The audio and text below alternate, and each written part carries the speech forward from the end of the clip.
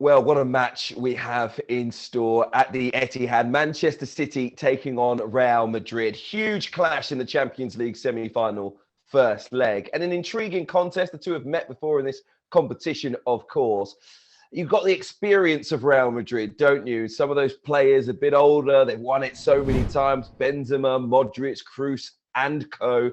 And then you've got Manchester City, desperate as a club to win it. Got so close and just missed out. But do you think, given that they got to a final last year and they've been at this stage before, that will help them? How do you see these two sides balancing out, if you like, James? Well, it's interesting. Over the last few years, if you think of Man City's journey in the Champions League, it's sort of been bookmarked by games against Real Madrid and essentially the same Real Madrid side throughout, really. Obviously, losing that first semi-final when they got that far. But then in the last couple of appearances, hit by COVID, of course, they were able to get past them. And now they face each other again. I think the experience element of it was probably worth the discussion maybe a year or so ago. But this Man City side, despite having a lot of young players, still have players that play in big games every single week, to be honest. I've been in cutthroat Premier League title races.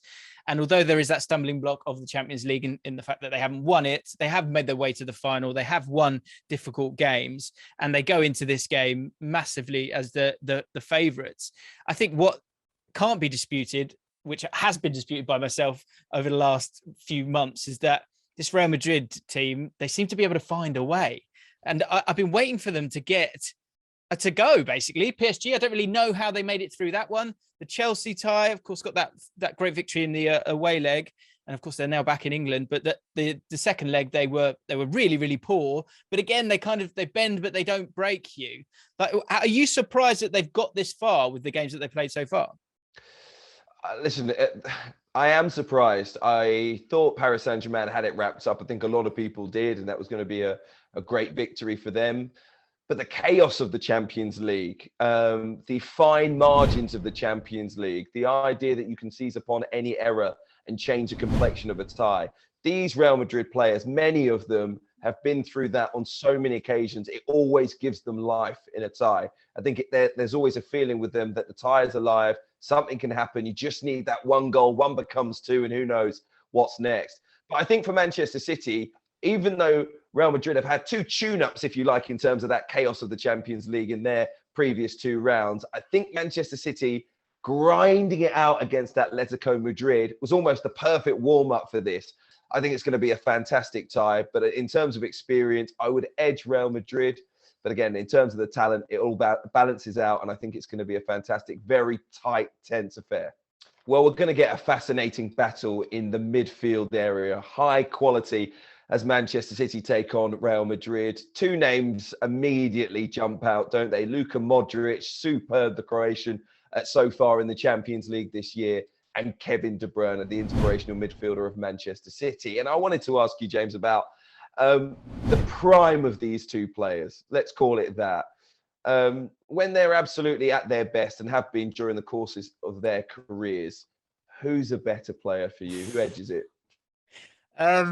This is amazing, isn't it? Because what this does for me when I think about this question is it pulls into focus just how unbelievable Modric must be. Because the answer for me is Modric, which seems odd because Kevin De Bruyne, and I don't even want to say this sentence, but part of me feels like De Bruyne is he's obviously that little bit more explosive, bigger, those incredible goals that he can score all the time. You might even suggest that he has more talent than Modric, but does he?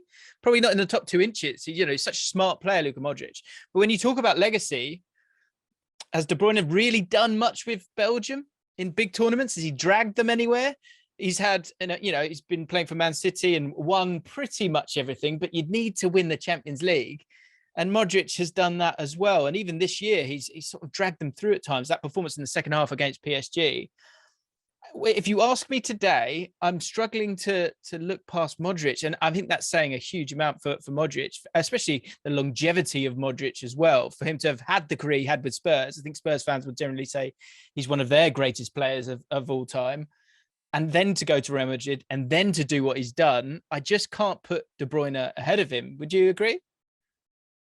I tend to agree with you. Yeah, I tend to agree with you. It's difficult, isn't it? Because Kevin De Bruyne has been so sensational and he has delivered key moments in the Champions League for Manchester City. If you're picking players, factor. if you're picking players for this game, though, you're picking teams, they're lining up, you know, like in the old days. You're picking players. Who are you picking first? You picking Modric first, or are you picking De Bruyne?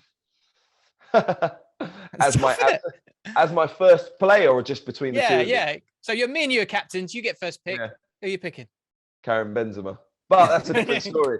No. Look, out of the two of them, you have to pick Modric, because his ability to run the game from a little bit deeper is very different to Kevin De Bruyne, who, as you can tell by the stature of the two players, he's more explosive on the half turn. He's got the shooting from range.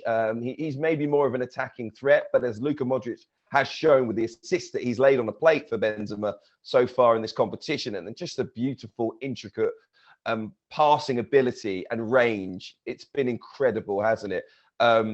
He has shown that he's maybe a step ahead, especially upstairs. I mean, that is just the difference between these two players, I think. Kevin De Bruyne, absolutely brilliant. Luka Modric is going to go down as one of the best central midfield players of all time. There's still time for De Bruyne to get there. And of course, he's a superb player. But of course, for me, it's Modric. Right, let's get down to it then, Hugh. Preview time. With this game and some of the players that could be involved, it's so exciting to watch. A Real Madrid side that can offer that quality. Benzema obviously has been fantastic in the tournament so far, scored 12 goals in 9 appearances in the Champions League. Vinicius Jr., when it comes to carries of 5 meters leading to a shot, no one's done that more than him this season, as we saw in that Chelsea game and the PSG game with those great crosses. So they have threats, but I think it's fair to say that Man City will be the favourites going into this game. They have some question marks on their selection as well, but how do you see it playing out?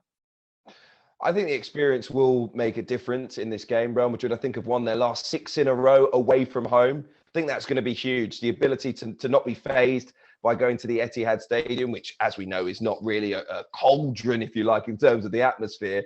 But certainly that experience on the road for Real Madrid will make a big difference in this game. They've also won 10 out of their last 12 games. You know, they are a side in very good form. We know what a good side Manchester City are as well.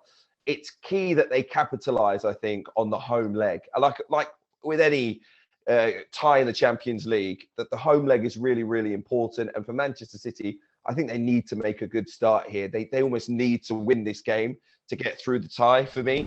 Look, it's all building up to a fantastic game. It's very difficult to call. When it comes to my instincts on this, and I know I've said this a couple of times, but it can't carry on for me with Real Madrid. It just can't. And I think Man City are a bit of an immovable object in this case. That Chelsea side and PSG were very dominant for the bulk of their games. I think it was well over 40 shots that Chelsea had in those 2 fixtures. And I think Man City will pick them apart. I think they'll have too much for that midfield. I think Ancelotti will stick with his midfield, which is understandable. They've done so well for them. But someone like Camavinga, I'd really love to see him get involved in these big games. I think he came on and made a real difference. Alaba might be injured for this game as well. And I think that could really hurt them.